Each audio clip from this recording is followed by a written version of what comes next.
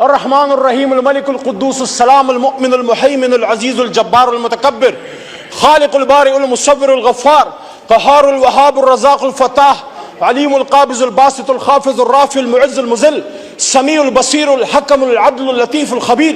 حلیم العظیم الغفور الشکور علی الکبیر الحفیظ المقیت الحسیب الجلیل الکریم الرقیب المجیب الواسع الحکیم الودود المجید الباعث الشہید الحق وکیل القوی المتین الولی الحمید المحصی المبدی المعید محی الممیت الحی القیوم واجد الماجد الواحد الاحد الصمد القادر المقتدر المقدم المؤخر الاول الاخر الظاہر الباطن والی المتعال البر التواب المنعم المنتقم عفو الرؤوف المالک الملک ذو الجلال والاکرام رب المقسط الجامع الغنی المغنی المانع الدوار نافع النور ہادی البدیع الباقی وارث الرشید الصبور. اللہ کے 100 ناموں کے نیچے ہم سب اس بات کا عہد کرتے ہیں، آپ ہو یا ہم ہو، ہم اس بات کا عہد کرتے ہیں یہ پاکستان ہماری ماں ہے،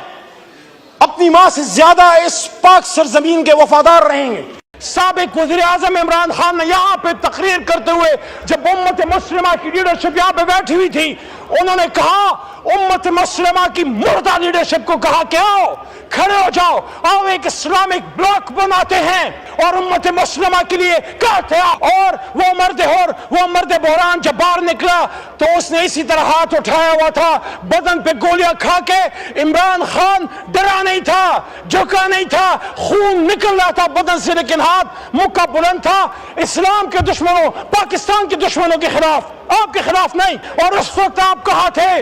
جب یہ آدمی جس کو آپ نے 450 ساڑھے 400 دنوں سے جیل میں ڈالا ہے، جس سے آپ ہمیں ملاقات نہیں کرنے دیتے، پورا نظام ایک شخص کی ایک سٹیٹمنٹ سے ڈرا ہوا ہے، پورا نظام ایک شخص کی طرف دیکھ رہے کہ عمران خان کیا کہے گا. عمران خان نے جو کہنا تھا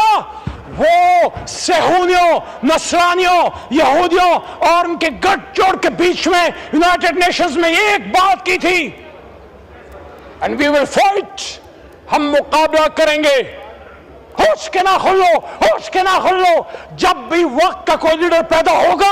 امت مسلمہ میں چیلنج کرے گا. جب ٹیپو سلطان پیدا ہوگا وہ کہیں نہ کہیں سے میر جعفر لا کے، میر صادق لا کے پیٹ سے وار کریں گے. یہی عمران خان کے ساتھ ہوا، لیکن وہ خوش قسمت ہے اللہ نے اس کی زندگی لکھی تھی، ورنہ وزیر آباد میں ملک کے دشمن، اسلام کے دشمن، پاکستان کے دشمن اپنا کام کر گئے تھے.